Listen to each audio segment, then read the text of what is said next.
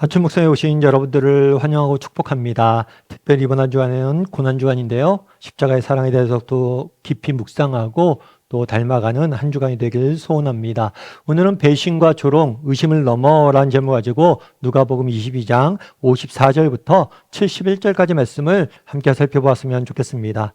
54절부터 57절까지 말씀 같이 한번 읽어볼까요? 예수를 잡아 끌고 대제사장의 집으로 들어갈새 베드로가 멀찍이 따라가니라. 사람들이 뜰 가운데 불을 피우고 함께 앉았는지라. 베드로도 그 가운데 앉았더니 한 여종이 베드로의 불빛을 향하여 앉은 것을 보고 주목하여 이르되 이 사람도 그와 함께 있었느니라 하니 베드로가 부인하여 이르되 이 여자여 내가 그를 알지 못하노라 하더라. 예, 예수님께서 겟셋마네 동산에서 기도하십니다. 기도를 마친 다음에 누가 찾아왔냐면 유다가 무리를 데리고 찾아왔어요. 유다가 배신을 한 거죠. 그래서 예수님을 이 무리들에게 넘깁니다. 그러자 이 무리가 예수님을 체포하여 대제사장의 집에 데려갔어요.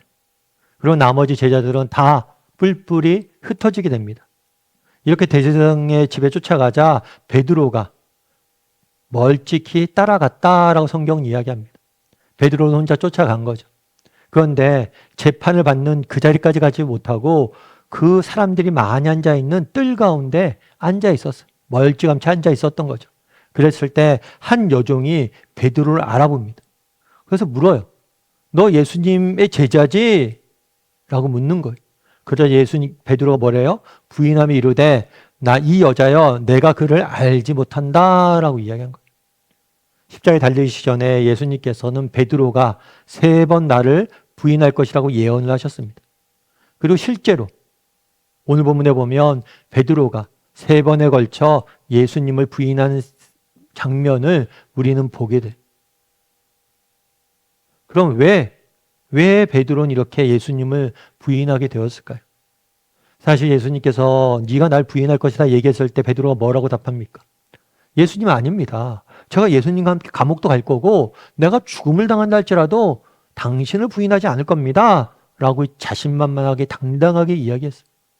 그런데 오늘 본문에 보면 예수님 말씀하신 것처럼 3번에 걸쳐 부인하는 모습들을 보게 됩니다. 그럼 왜 이렇게 되었을까요?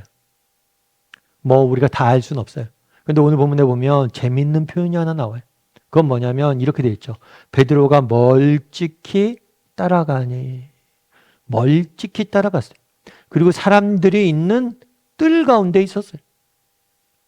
예수님이 재판받는 그 장소로 가지 않고 사람들이 있는 뜰, 멀찍이 떨어져 따라가고 예수님에게서 멀찍이 떨어져 앉아 있었던 걸 보게 돼요. 이 멀찍이란 것은 단순히 정말 물리적인 그런 거리만을 이야기하는 게 아니에요. 이건 영적인, 심리적인 거리를 의미하는 것이기도 해요. 여러분, 베드로는 예수님을 버리지 않았어요. 여전히 예수님이 십자가에 질 때 따라갔어요. 그런데 문제는 뭐예요? 멀찍이 따라갔다는 거예요. 멀찍이 따라가다 보니까 뭐예요? 실패할 수밖에 없었던 거. 우리도 마찬가지예요. 여러분, 우리도 예수님을 믿죠. 우리 중에 예수님 안 믿는 사람이 어디 있어요? 그런데 돌아봐야 돼요. 우리가 예수님을 믿는데 멀찍이 믿고 있지는 않는가?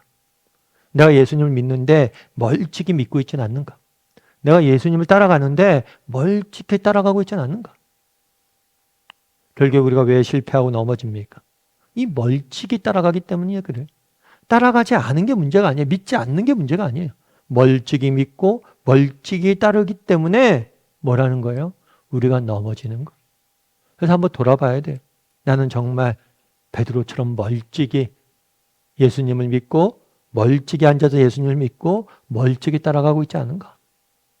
정말 이번 고난주간을 계기로 해서 더 예수님 앞에 가까이 나가는 시간이 되었으면 좋겠어요.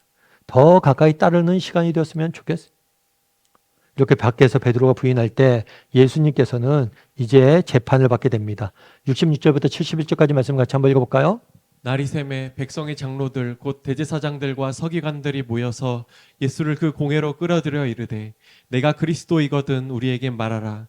대답하시되 내가 말할지라도 너희가 믿지 아니할 것이요 내가 물어도 너희가 대답하지 아니할 것이니라.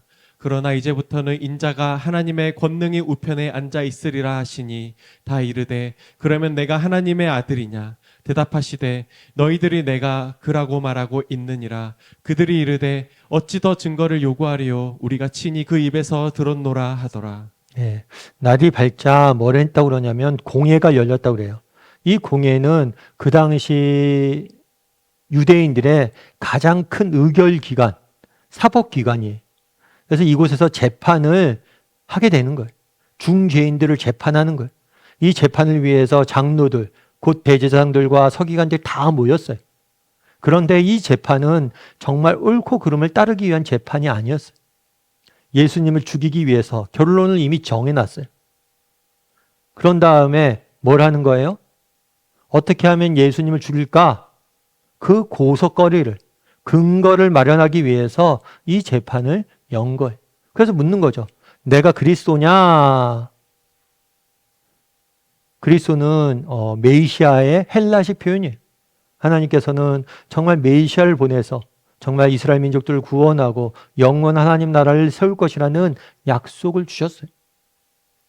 그러면 네가 그 하나님이 약속하신 메시아냐? 라고 물은 거죠. 우리에게 말하라 라고 물은 거예요. 그럼 왜 이 질문을 했을까요? 이게 궁금해서 물은 게 아니에요. 이거는 일종의 함정이에요. 예를 들어서 예스라고 답하면 그렇다라고 답하면 뭐라고 그래요? 나중에도 나오지만 이건 신성모독이다. 인간이 하나님의 아들이라고 그러고 자격도 없는 사람이 메시아라고 주장했다라고 신성모독이라고 그래서 죽이려고 그랬어요. 그럼 노라고 그러면 어떻게 돼요? 스스로를 거짓말하는 게 되잖아요. 죽음이 무서워서. 그리고 스스로의 이때까지 주장을 부인하게 되는 거잖아요. 그러면 제자들이, 사람들이, 백성들이 뭘 할 거예요? 더 이상 이 사람을 따르지 않겠죠. 그건 이거는 완전히 함정이에요. 만약 예수님이 자기는 아니다 그러면 이제 백성들한테 인기가 사라질 테니까. 백성들이 더 이상 예수님을 따르지 않게 되니까 자신들의 목적을 이룬 거죠. 그럼 만약에 예수라고 그런다. 그럼 신성모독으로 그를 죽여버리면 또 자신들의 목적을 이루는 거예요. 그래서 그들은 정말 뭐예요? 알려는 마음이 없었던 거예요. 진짜 궁금해서 물은 게 아니라 예수님을 어떻게 죽일지 모색하고 있었던 거예요. 그래서 예수님께서 이야기한 거죠. 내가 말할지라도 너희가 믿지 않을 것이고 내가 물어도 너희가 답하지 않을 것이다. 이들의 의도를 알았어요. 그럼에도 불구하고 예수님께서는 진실을 감추고자 하지 않습니다. 왜요? 이제 십자가의 죽음을, 십자가를 지실 때가 되었음을 알았기 때문이에요. 그래서 입을 열어 이야기합니다. 내가 인자가 하나님의 권능에 우편에 앉아 있으리라 자신이 메시아임을 이야기한 거예요. 내가 그다 라고 답한 거예요. 그래서 정말 이들이 판 함정임을 알면서도 이제 십자가의 죽음이 되었기 때문에 정말 죽을 순간이 되었기 때문에 이렇게 답하신 걸 보게 돼요. 그런데 정말 이 장면이 굉장히 아이러니한 장면이에요. 여러분 진정한 왕은 누구십니까? 진정한 심판자는 누구세요? 정말 이 세상에 가장 선하시고 의로우시고 무지하시며 정말 공평하신 하나님이 하나님의 아들이신 예수님이 재판장이고 정말 모든 것을 주장하는 왕이시죠. 그런데 지금 누가 누굴 재판하고 있습니까? 죄인인 인간이 스스로 마치 자기가 의로운 것처럼 꾸미고 스스로 마치 자기가 왕의 자리에 앉아서 대제사장이네, 내가 주관자네, 내가 지도자네 하면서 오히려 심판받고 재판받아야 될 인간이 하나님을 재판하는 것. 이것이 십자가의 본질입니다. 이게 죄의 본질이에요. 정말 인간이 교만해져서 마치 자기가 하나님인 것처럼 정말 하나님의 아들을 죽이는 사건이 십자가인 것. 그럼에도 불구하고 예수님께서는 이 죽음을 담담히 받아들이시죠. 왜요? 우리의 구원을 위해서 이 죽음은 반드시 필요한 것이기 때문에. 여러분 예수님께서 능력이 없어서 또 예수님께서는 이걸 피할 수 없어서 피하지 못한 게 아니에요. 누가 누굴 죽여요? 예수님이 누구세요?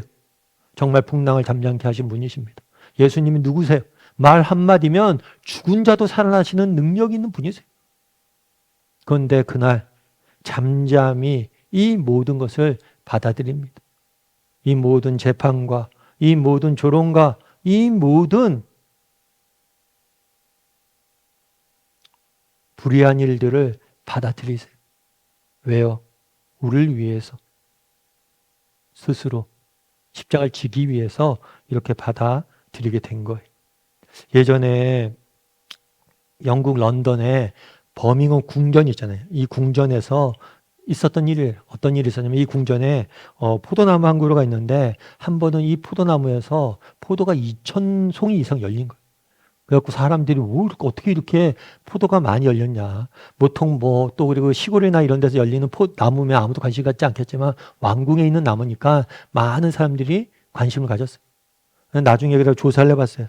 그랬더니만 이 포도나무, 이 왕궁으로부터 템즈강이 한 수백 미터 떨어져 있는데 이 포도나무의 뿌리가 템즈강의 강바닥까지 가 있었던 거예요. 그래서 템즈강에 있는 그 물들을 이렇게 잘 끌어들이니까 이렇게 많은 열매가 맺어진 거죠. 그날에 베드로가 왜 예수님을 부인하게 되었다라고 우리가 배웠죠? 멀찍이. 정말 왜 성경은 이야기하잖아요. 나는 포도나무 너희는 가지다. 왜 우리가 하나님이 주시는 은혜를 맛보지 못합니까? 멀찍이 믿고 멀찍이 따라서 그래요. 그래서 오늘 하루 정말 예수님 앞에 더 가까이 나가는 사람들이 되었으면 좋겠어요. 더 가까이 나가서 더 가까이 예수님을 만나고 정말 그럼으로 인해서 베드로처럼 실패하지 않는 인생이 되었으면 좋겠어요. 그리고 또 정말 우리를 향해서 죽으신 그 십자가의 사랑에 대해서 정말 이 말도 안 되는 일들을 스스로 선택하신 그 예수님의 사랑에 대해서 다시 한번 깊이 묵상할 수 있는 오늘 하루가 되기를 주님의 이름으로 소원합니다. 우리 함께 기도했으면 좋겠습니다. 기도하실 때 오늘 말씀 기억하면서 기도했으면 좋겠습니다. 정말 이번 한 주간 고난주간인데 정말 우리를 위해서 십자가에 달리신 예수님의 사랑에 대해서 다시 한번 깊이 묵상하고 정말 그 사랑을 닮아가는 한 주간이 되게 해달라고 기도했으면 좋겠습니다. 특별히 오늘 베드로가 정말 예수님을 부인하는 모습들 보게 됩니다. 그가 왜 부인하게 됐습니까? 멀찍이 쫓아가서 멀찍이 앉아 있었다라고 성경은 이야기합니다. 베드로의 모습이 우리의 모습은 아닌지, 예수님을 믿어도 멀찍이 믿고 예수님을 따라도 멀찍이 믿고 멀찍이 예수님과 거리를 두고 살아가고 있지는 않은지, 그렇다면 용기를 내서 더 가까이 예수님에게 나가게 해달라고, 특별히 이번 고난주간을 통해서 더 예수님께 가까이 나가고 더 예수님과 동행하고 더 예수님에게 붙어서 동행하며 가까이 붙어서 하루하루 살아가는 사람들이 되게 해달라고 오늘 말씀 기억하면서 한 목소리로 같이 기도하도록 하겠습니다. 같이 기도하시겠습니다.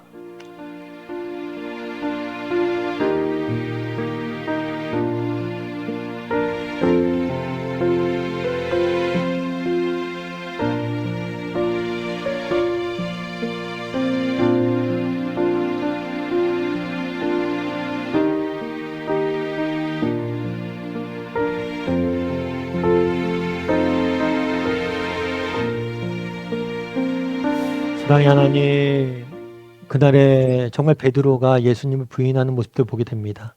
나는 죽어도, 나는 감옥에 갇히나 있어도 주님과 함께 할 거라고 고백했지만, 주님과 함께 할 거라고 고백했지만 멀찍이 따르고 멀찍이 앉아있는 모습들을 보게 됩니다. 그 결과 예수님을 부인하는 자리까지 나아가게 되는 모습들을 보게 됩니다. 우리가 날마다 예수님께 가까이 나가게 도와주시옵소서. 날마다 더 가까이 예수님과 앞에 나가고 예수님과 동행하고 더 가까이 나아가려고 노력할 줄 아는 자들이 될 수 있도록, 그래서 베드로처럼 실패하지 않는 인생이 될 수 있도록 주여 우리 인생을 붙잡아 주시옵소서. 특별히 고난주간입니다. 정말 예수님의 사랑에 대해서 십자가에 더욱더 가까이 나아가는 한 주간이 되게 도와주시옵소서. 우리가 받은 사랑이 얼마나 큰지 다시 한번 깨닫게 도와주시고 그 사랑을 닮아가는 이번 한 주간이 될 수 있도록 주여 붙잡아 주시옵소서. 하나님께서 오늘 하루도 우리와 함께 할 줄 믿사오며 모든 말씀 예수님의 이름으로 기도드립니다. 아멘.